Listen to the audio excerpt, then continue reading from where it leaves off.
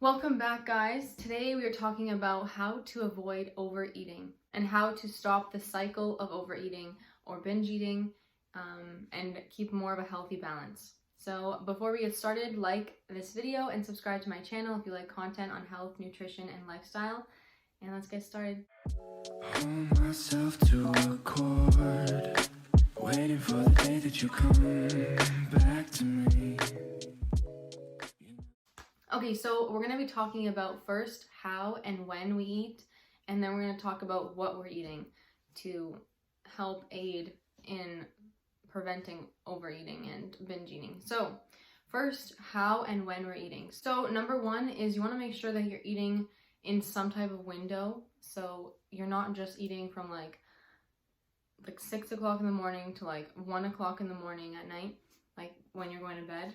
You want to make sure that you're like cutting it off at some point. It doesn't have to mean that you're intermittent fasting, but it's just to have like a cut schedule of like, okay, we're not going to keep eating all throughout the night and midnight snacks and all that kind of stuff. Also, if you are intermittent fasting and that is your lifestyle, but you want to also prevent overeating, because overeating can easily happen with intermittent fasting, because once that window opens up, like that 8 hours, you're like stuffing yourself with calories, and sometimes it's really easy to just like overeat because you think that you're like, you have to compensate for all the time that you were not eating. Because intermittent fasting can cause overeating with some people, once you avoid that, then you're going to be able to reap the benefits properly, and it's going to feel a lot more balanced, and you're not going to feel like gross or like too full, and just like, you want to be as balanced as possible and actually be doing intermittent fasting properly. So once you're over that little hump of like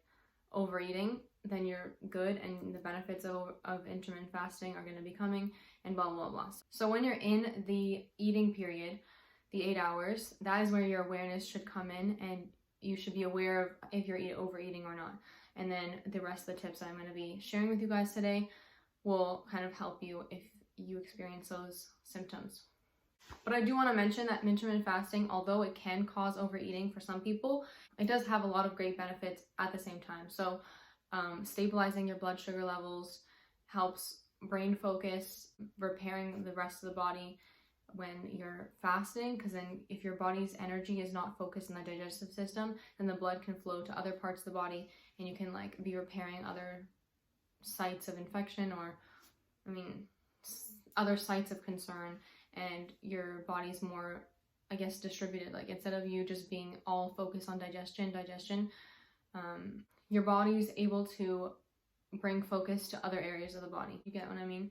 Okay, so when you do actually eat, and if you do have problems with overeating and overeating the snacks, or like eating in front of the TV, stuff like that, put like your portion that you want to eat into like another bowl or a plate or something else, so that you're not eating from like the actual bag or the box or the container, so that you don't just keep eating and eating and eating. Like, you actually like controlled your portion because you put what you want in a separate plate, so that now you only have what you want to eat in front of you. So I'm really bad at this because I'll just eat from the container and then just keep eating, but sometimes you just got to be aware and just be like, oh, I can eat from the container, but then I'll just stop eating after 3 cookies or whatever, and then just put it back. So as long as you have that self-control, then container eating is okay, but it's best to just control your portions in that way. Container eating sounds funny, but you guys get what I'm saying. And then also, when you're actually eating, you want to try practicing conscious eating. So conscious eating is like, when you're eating, you're looking at what the food looks like, you're focusing on like what it tastes like, what the texture's like, all that kind of stuff. So like, you're really, really conscious of what you're eating, and you're eating really slowly, and you're biting, like you're chewing a bunch, and you're not just like unconsciously just like stuffing your face, and then that causes overeating. So when you're more conscious of what you're eating, also you're enjoying your food way better, you're absorbing nutrients better because you're really breaking it down properly, and it's better for your digestive system. So that is a really, really good method to practice if you want to avoid overeating. So now we're going to move on to what the actual foods are that we're consuming, and how those can be causing overeating versus foods that can prevent or help slow the process of overeating. So if you're having a lot of foods like refined carbs and sugars and everything that's going to just be causing a lot of blood sugar spikes and a lot of blood sugar crashes. You're going to want to replenish your body more often because of those crashes. So you're going to just want to keep eating, and then you're going to have another blood sugar crash and then another blood sugar crash, and it's going to be that endless cycle, which can increase your risk of diabetes. So avoid that and have more filling foods that have a slower release of glucose. Those are things with a lower glycemic index. So those are like whole grains, plant proteins, or animal proteins, but things that are more higher in protein, higher in fiber, and whole grain. So basically, instead of having like a white bread, having like a whole grain bread, or instead of having like a pastry, you're having like an actual like grain piece of bread as like your breakfast instead of having like a croissant. So there's some easy switches you can make to kind of help yourself feel more full and satiated, and then you're also having like a slower release of glucose, so you're not getting those like extreme crashes, or like, you get what I'm saying? Those tall crashes of blood sugar. So you're avoiding the blood sugar crashes. Also, another food that is good for keeping yourself fuller longer is chia seeds, because chia seeds, they expand, they become like that jelly type of thing. So if you have like chia seed pudding in the morning, that can keep you full for like a long time. And then like put some like bananas in there,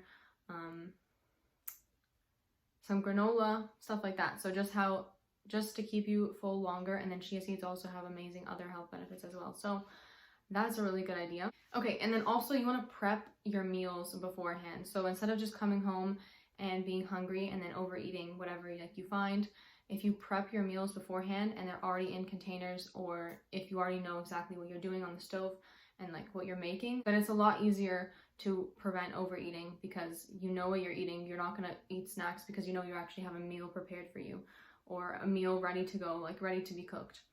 And then also, if you want to plan some snacks out, so like healthier snacks, so that instead of going for the thing that's packaged up and convenient, you're going to make your own healthy alternative that's also convenient. So it's kind of like, oh, it's easier to have this healthy alternative because like it's going to make me feel good, and it's also convenient too. Because usually the pros with unhealthy food is that they're so convenient. So we want to do that same thing with our healthy foods and make the healthy foods that we want to eat more convenient by just preparing them ahead of time.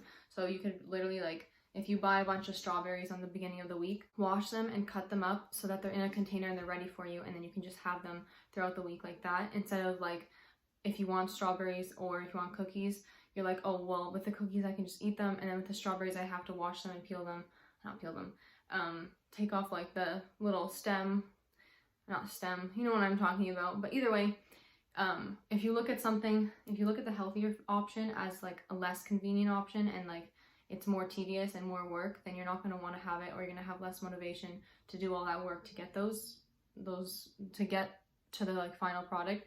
So if you prep them ahead of time, it's a lot easier to avoid the unhealthy product. And the healthy snacks that we want to be making are either fiberful, protein-full, or full of healthy fats. So those types of foods or those types of snacks are going to keep us full for longer, so that we don't just have a couple celery sticks and then we're like, this didn't do anything for me, I'm still hungry, and then you go and eat the cookies. So the whole point is to make a snack that's going to actually skew you away from having those cookies. So you want to make sure that snacks that you're making for yourself are satiating at the end. Okay, also I want to touch on the snacks that you're eating or the cravings that you have. Don't just starve the cravings. Like, you want to actually feed into the cravings, but in a healthier alternative or like a healthier way. So let's say you're craving like candy or sugar. Like, don't just say, okay, we're not having any sugar, we're just gonna have asparagus. Like, just have something that's gonna that's gonna satiate that sugar craving, but that's not gonna give you those bad effects that candy would. So like, there's so many sugar alternatives. I'm going to be actually making a video to sugar alternatives and like a whole video on sugar in the future, so stay tuned for that. But you can do like frozen grapes. Apparently that's really, really good, and like you just squeeze lemon juice on them or something, or lime juice, and then they taste like Sour Patch Kids. So I've never tried that, but I'm going to try that. Or you can just have fruit, has sugar, or you can have something that has less sugar than the craving that you wanted in the first place. This is basically because if you starve this craving that you have, it's only going to grow in the future. Like, you might as well just get it out of the way. Like, if you're really craving something, just have it and then move on to something else. You might as well just feed it in a way, but having like a healthier alternative so that it goes away and you're not just like craving sugar and like bad foods every single second of the day, and like you're just at your ends, like, because one day you're just going to be at your end and then just like binge. So this is to avoid binging. You do feed into your cravings, but not to the full extent. I'm going to quickly talk about your actual meals that you eat. So if your meals are not fully satisfying to you, or if they're not like filling foods, or they're all a bunch of refined carbs, then again, it's going to be the same glucose spikes and then the crash. So you want to have meals that are still the same as your snacks, like healthy, full of fiber, protein, and healthy fats, or healthy fats. Whether that means like switching your pasta over to whole grain pasta, or your rice to whole grain rice, or more vegetables in your food, or having a like a good source of healthy fat in your dinner or like lunch, that can really help curb cravings like down the line. Okay, lastly, another helpful tip to avoid overeating and binge eating is to track your progress. So if you're writing down how you did for the day, or how much you overate, or like if you're tracking if you binged or not, this kind of can keep you motivated and on track. Like if you on Monday, Tuesday, and Wednesday you did good, and like your goal was to do good all week and like not binge, so now you're like more motivated to keep it up for the rest of the week. So instead of just like not keeping track and then your every single day is kind of just like scattered and it's new, then it doesn't really like correlate to what you've been doing for the week. And then you can kind of lose motivation or derail from like your goal. So keeping track is a really good way to stay motivated and sustain the goals and lifestyle that you want to. And that's it for today, guys. Thank you guys for watching. If you guys have any other tips for avoiding overeating and binge eating, you can comment them down below for other people watching. But thank you guys, and like this video and subscribe to my channel. I will see you guys next week.